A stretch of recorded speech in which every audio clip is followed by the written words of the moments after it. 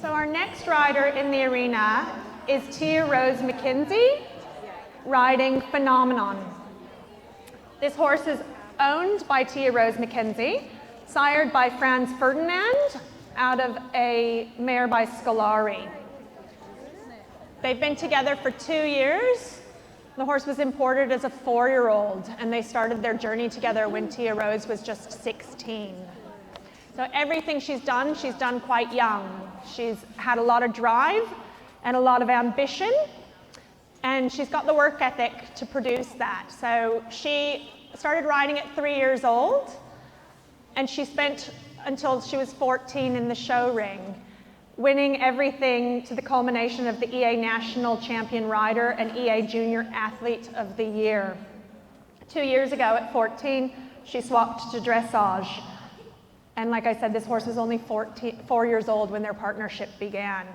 Together, they've achieved outstanding success in both medium classes and FEI junior classes, and are currently the highest ranked FEI junior rider in the country. She's off next month for what she describes as an amazing opportunity, but also a dream come true, to compete at PSI in the future champions classes. So with no further ado, we're going to have her ride in on the 4-3. Do you want to start from inside or out? Yep. Okay, so ring the bell when you're ready.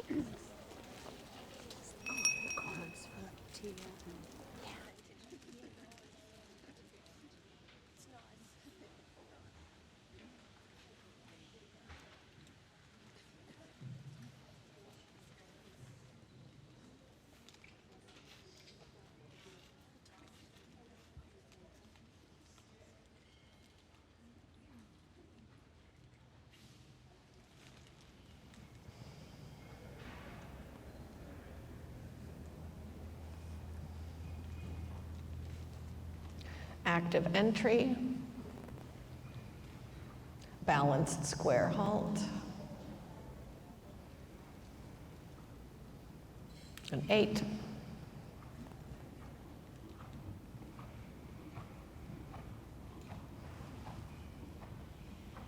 well engaged, fading a little bit before the finish, should bend more in the corner, 7.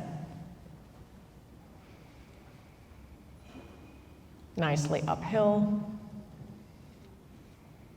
Could show a little softer back and top line, 7.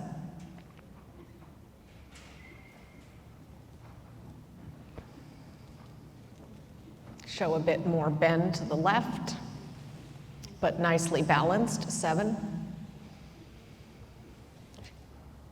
Clear in the rhythm, could carry a little bit more behind. The pole becomes a little bit low, 7.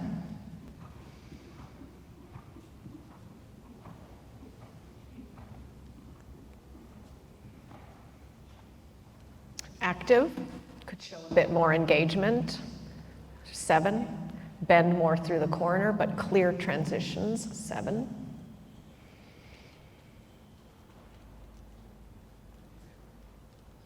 Square halt, slight tension in the rein back, but clear in the diagonality, 8. Nicely uphill, could be a bit more supple over the back, 7.5. Nicely bent, could be more supple through the pole, 7.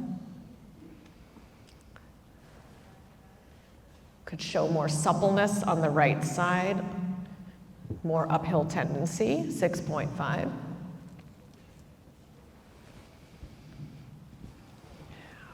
on the haunches, pirouette.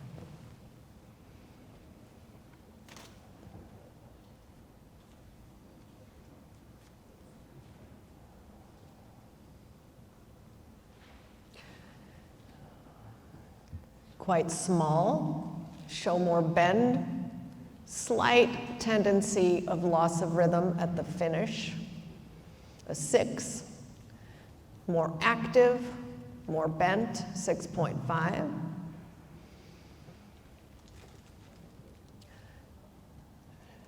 Clear rhythm shows some tension through the shoulders, more natural forward flow, 6.5.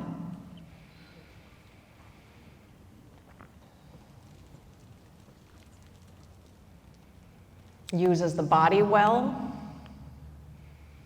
could show a bit more forward flow, 7.5.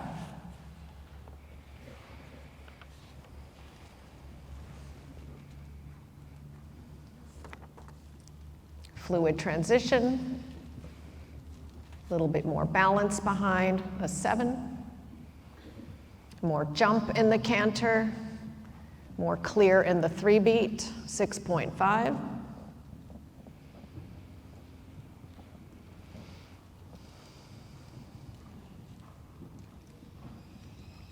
Well prepared, could jump more up and forward in the change, a 7.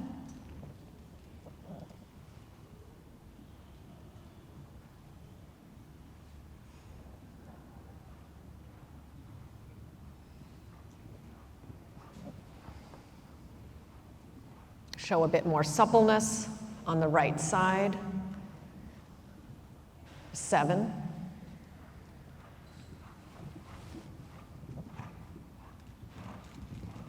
Nicely forward, slightly high behind, still a 7, especially for this level. It's the first time we see the change. So we're a little bit more lenient. Okay, now medium canter, extended canter. Well forward, takes risk, covers ground, an 8. Collect a bit more in the corners, 7.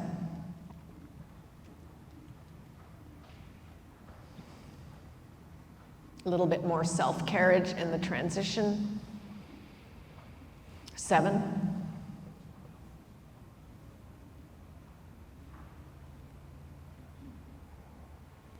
Quite prompt, not quite square behind, still a 7.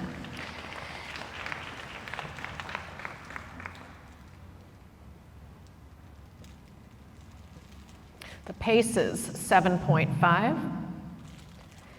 Impulsion, 7. Submission, 7. Position effectiveness of 8, 7.5.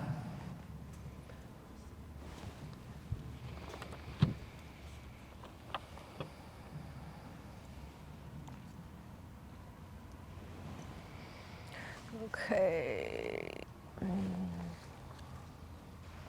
Good. Well engaged, clear rhythm, more supple, nicely bent, more supple pull. Good. Okay. Super. Bend to the right. More lateral suppleness in the half passes. Okay. Okay. Well presented test, lovely horse. I like how you went for it in your medium and extended, especially the canter.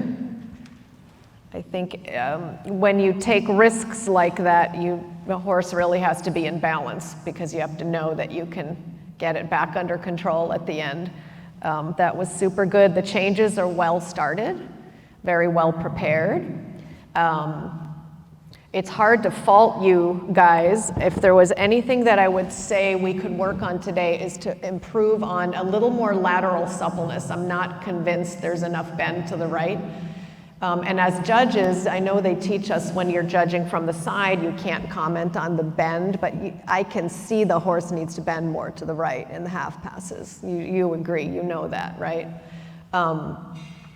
So you can't, we're really not allowed to say needs more bend when we're sitting on the side, but you can say things like more suppleness on that side, more elasticity on that side.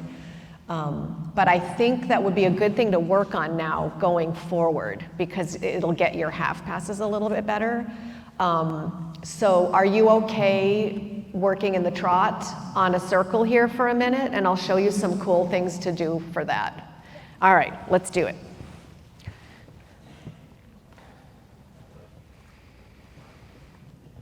And this is kind of a hard exercise, but I think this is a rider who's going to be like, yes, I'll try it. I'll try anything. Before we start, though, I want you to see if you can roll your shoulders back a couple of times and relax your neck and relax your shoulders and relax your wrists. Try not to have any tension in your wrists. In fact, roll your wrists around a little bit, because if there's any tension in the wrist joint, the horse feels that in the mouth and they tighten their jaw.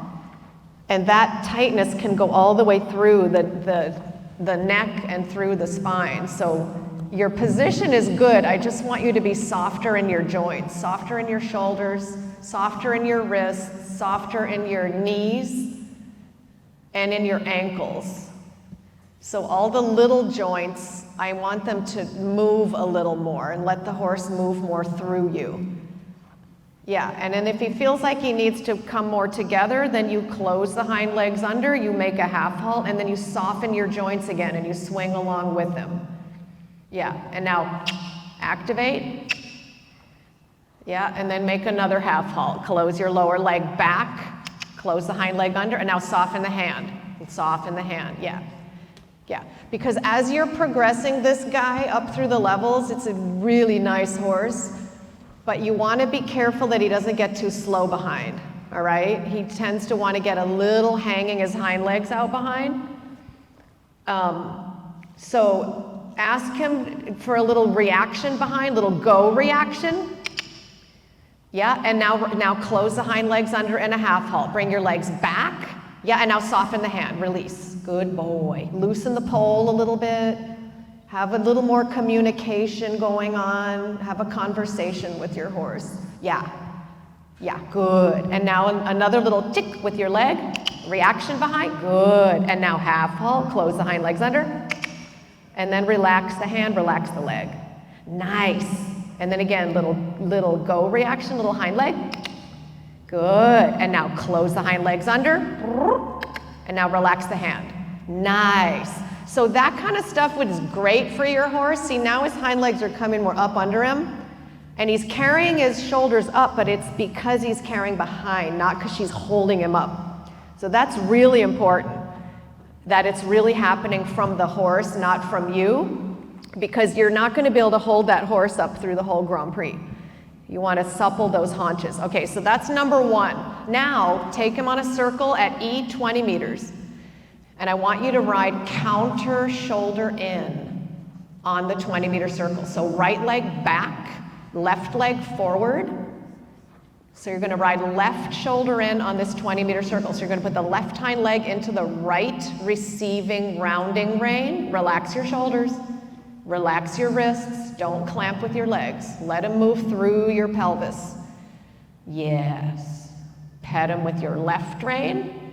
Okay, so which one is the outside rein now, guys? The right rein is now the outside rein. Super. Now go a few strides straight and develop true shoulder in. Right leg down, left thigh back, your right shoulder back, your left shoulder forward. Pull your right shoulder back, left shoulder forward. Your shoulders should be parallel with his shoulders. And in right shoulder in, he's going to bring his left shoulder forward and he's going to pull his right shoulder back. So you've got to sit the same way. Yeah? Look back at his right hip. Look back. Turn your body that way. There you go. Good. Release after the half halts. A little more angle in your shoulder in. I really want you to feel that right hind leg coming up under your seat. Now, now, now, now. Good. Little half halt. Release. Good boy. Okay. Now change it to travers. Haunches in. Keep his shoulders perpendicular with your circle line. So position the shoulders first and then worry about bringing the haunches in. Yeah. So keep his chest perpendicular. Keep turning him from his shoulders perpendicular with that circle line. Your right shoulder back, your left shoulder forward.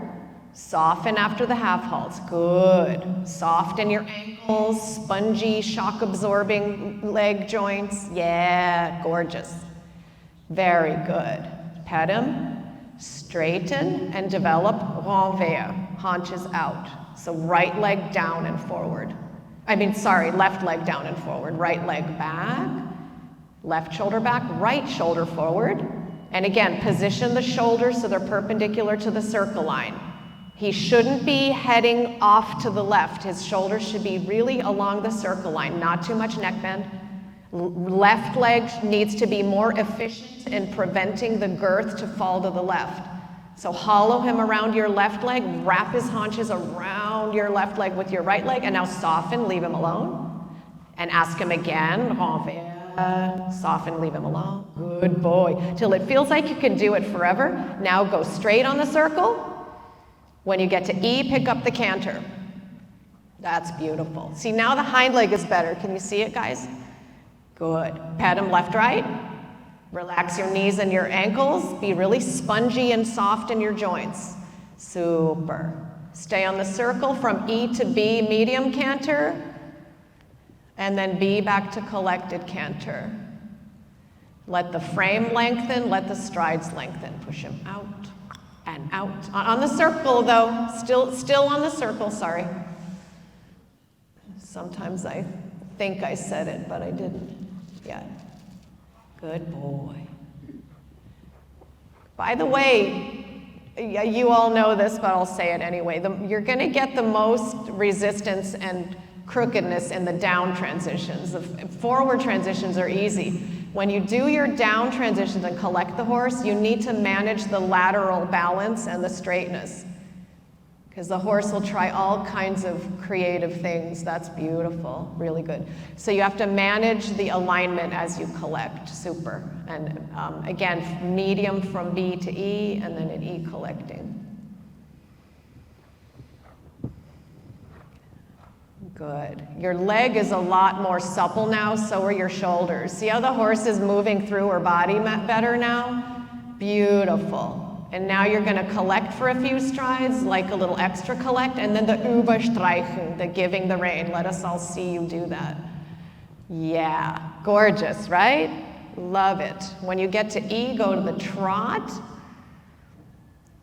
Don't do it from your hand, do it from your seat. Settle, good, nice. Change rein through the circle. It's really beautiful. Hands lower.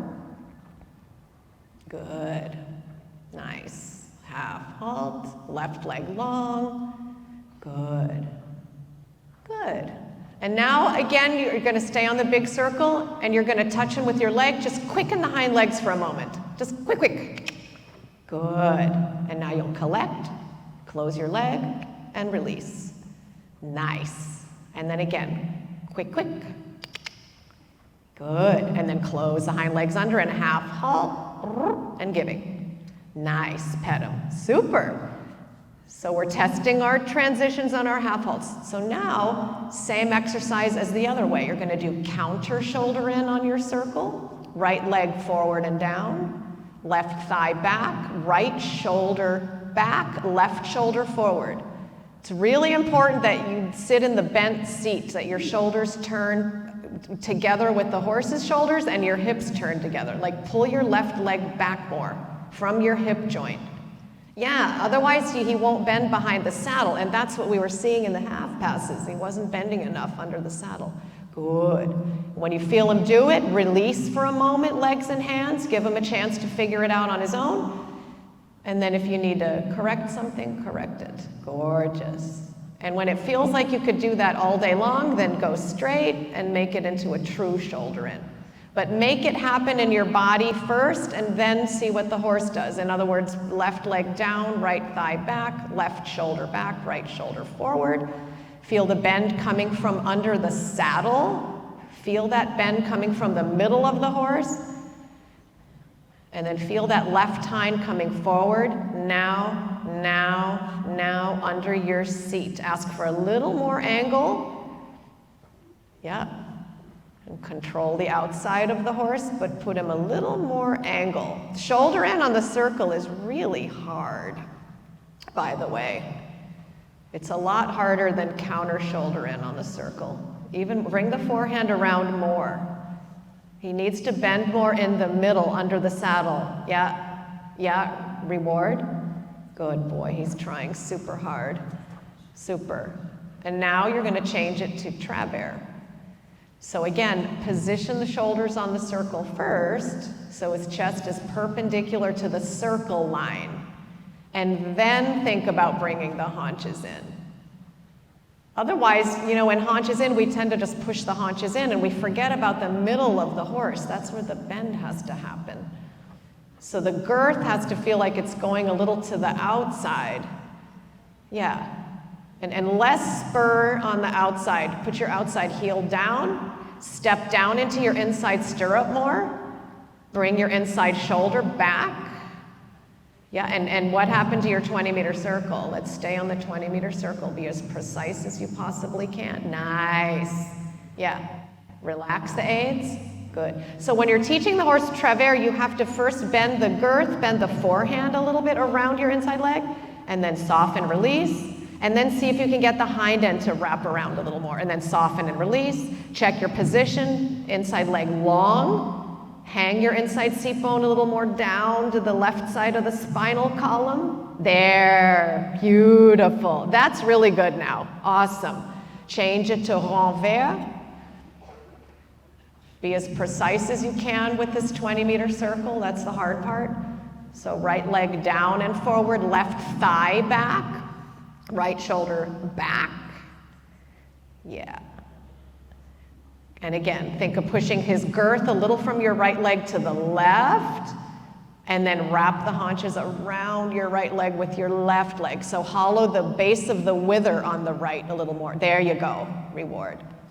Super. Straighten out of that, stay on the circle. Beautiful trot. By B, pick up the canter. That's lovely. Keep thinking soft, flexible joints. Let the horse move through your body. Beautiful. Petting him left and petting him right. And then half a circle medium, half a circle collecting. Long strides, long frame. Yeah, and now deep seat, legs down, close the hind legs under, and soften the hand. Nice, really good. So these little releases, you need to do it a lot. And it doesn't have to be these huge givings, but the horse can feel it when you soften your hand forward and soften your leg when he does what you want. Yeah, awesome. That looks really good. Super. Okay, so stay in canter. Use the full arena. And then starting from A, we're going to do a serpentine of 3 loops with 1 flying change as you cross the center line. So you're going to prepare that change. You're going to make sure the right hind leg is jumping up under the horse before you ask for the change. And you'll flatten the body so there's no bend. You're going to put him a little over onto his left hind leg before you change. Good. And then same thing. You're going to prepare. You're going to push that left hind up under him, push his weight a little over onto his right hip. Yes, very good. Super good. Cool horse. At H, trot. Again, do it in your seat. Drop your hands, drop your heels. Doesn't matter. You're just a good boy. Just reassure him. There you go. You do it wherever you want. It doesn't have to be at H. That's when you're training, it's like, if he's scared or something, don't do it right there. Yeah, good boy. Okay, so now, close him up in a half halt, hind legs under, and giving soften, go on. Nice, wow. Again, little half halt, hind legs under, release, good boy. Prepare, do another corner, and then any short diagonal, do a medium trot. But compress him first. And now hands down, down with your hands. Good. Wow. Now your legs back and down, close the hind legs under, soften the aid, soften, soften, soften. Good. By C, you're going to halt. So hind legs under, bring your legs back, hands down, and good boy. Petting, petting, good boy. Super. Go to the trot when you're ready.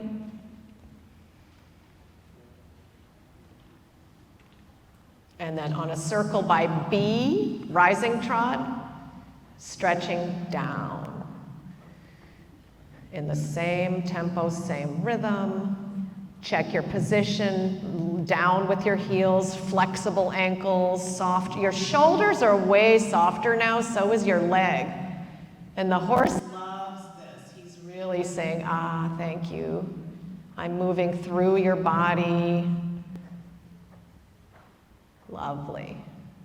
Yeah, so this, in a test, if it had maybe a little more swing forward, you could easily give a 9 for this. It's just so beautiful. Super. You can let him walk, that's enough. That was awesome. Did you feel there was more bend through the body from that exercise? Yeah. Super, super good. Really lovely. You're fun to work with. You're really willing, to add on to what's already good. Did you see how the horse liked it when she softened her joints a little bit? She has good torso strength, but sometimes it just looks a little like, I'm gonna hold you up here, you're gonna stay up here, Yeah, that was great. Good. Questions? Should we do questions? What do you want to do? I think we do some questions. I think what I'd like to do is just take a minute and say thank you this is one of our junior riders, and the emphasis that you put on her position and how she's moving her shoulders and how her joints are suppling, and that we could all see then the difference in the horse as that suppleness came through the rider's body is really important to us in progressing our sport forward. So for all the coaches and all the riders out there, thank you, Sandy, for making that point and making it again and again, and Tia for being our great demo rider to show us the difference that made. That was excellent. And I think sometimes as judges, we hesitate to always comment too much on the rider's position or on what the rider could do, and it's wonderful to see that influence that the rider has and how that plays into the quality of the work. So thank you very much. And do we have questions? Does anybody have any questions? Surely no one can be that quiet. Have any of you tried that exercise? It's really hard, but it's fun. Oh, here too. I think Rebecca's got a question here. Yeah. We've got another one. Oh, you guys raise your hands higher then, because I can't see. Just a question about the mark that you gave for the single changes, the fine changes in the test. Yep. Given that this is the first time that they do the fine changes, to me they were clear, they were on the aids, I thought they were lovely. Can you expand? Why not higher? Yeah. More over the back, more straight, more ground covering. You can, when you see an 8, 9, 10, you just know there's just more, but easily a 7. Yeah, she could have kept him straighter through the change, could have been even more, I wouldn't argue with the 7.5 or an 8. I wouldn't argue with that, no. But when you've seen 8s, 9s, and 10s, you kind of find your scale. Does that make sense? Yeah, Jane will agree. Yeah, but I would argue with lower. If someone gave lower than 7, I'd go, why? What do you want? So yeah. Yeah. If I say that again, just so the camera can grab it, it's to say, how much of that do we need to do? She's saying she's noticing that she herself doesn't have the suppleness that her horse will have, or the bend that her horse will have, and how much of that is inhibiting. And I suppose this is a really good question, because when we come to the para riders, they don't have the ability to have that much suppleness or to move in the same way as the horse, and yet they'll get a song from the horse. So how, when is it necessary to have that much? When is it necessary? When can it be worked without, I suppose? No? Sorry. Do you want to grab the mic though, because we need it to go on the? I think she's asking about her position on the horse and how much it affects the way the horse is going, and how much responsibility it is of the rider versus the horse. Yeah.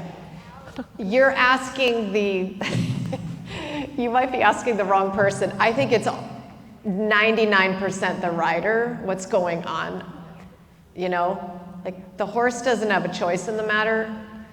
So it's all the rider, up to the rider to control her own body and weight placement, and then ask the horse for something. So you need to have a really good ground person or mirrors, so you can recognize what's going on, especially if you're having a problem like, oh, I can't get him to do a travers or something.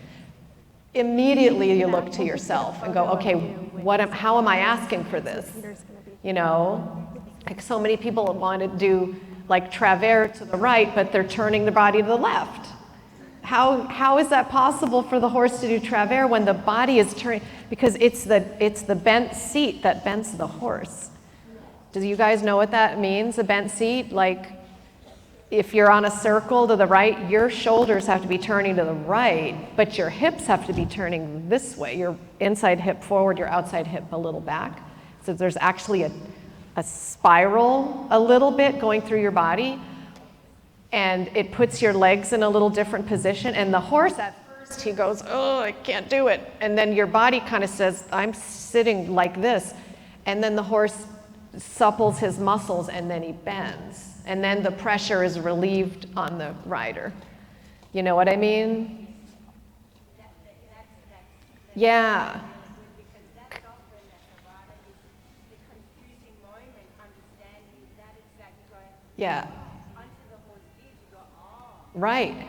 Until he gives, right. And then he finally does. And then the bend is pure. It goes all the way through the body. And if you train that way, you can ride the horse without spurs, and it still bends and does half passes and pirouettes and stuff, because you're not like sitting in the wrong position but using your spurs to bend the horse. You know, like that's never okay. Not in my world. So. That point where you're just saying when you're in that middle bit, you have the confidence that you have to stay there until Exactly, especially on the stiff side. Like you're cantering on the stiff side and the horse is like this, and you're like, I'm gonna sit as if he's bending over and over, and finally he goes like this and like this and like this, and then finally he's bending, and then you fall into the inside and you're no longer sitting to the outs, and you know you're successful, and then you can give, and he kind of maintains that bent shape because he gets used to being supple on that inside hind, and yeah, you kind of have to suffer through it until you get the suppleness, and then it gets easier and easier. Every day you come out, the horse knows, oh, I have to bend and I have to be supple, and you know, so, but it's good to have a ground person to watch, and also that your shoulders are level, that you're not doing that, and that your hips are level with the ground, shoulders and hips level with the ground, not collapsing a hip, and, yeah. I think we're gonna, can you write that down?